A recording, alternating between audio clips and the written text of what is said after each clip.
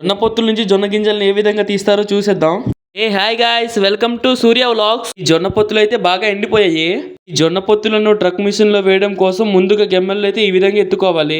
మేమైతే 8 గెమ్మల్లో వేసుకుంటున్నాం. ఎక్కువ గెమ్మల్లో అయితే మిషన్ లో త్వరగా వేసుకోవడానికి వీలుగా ఉంటుంది. గెమ్మెల్లో వేసుకున్న జొన్న పొత్తులను ట్రక్ మిషన్ లో ఈ విధంగా అయితే వేసుకోవాలి. కంటిన్యూగా వేస్తూ ఉండాలి. ట్రక్ మిషన్ లో ఎందుకు కంటిన్యూగా జొన్న పొత్తులు వేయాలంటే డీజిల్ వేస్ట్ అవ్వకుండా, అలాగే కొంతమంది రెంట్కి తెచ్చుకుంటారు, టైమింగ్ బట్టి అమౌంట్ ఛార్జ్ చేస్తారు కాబట్టి.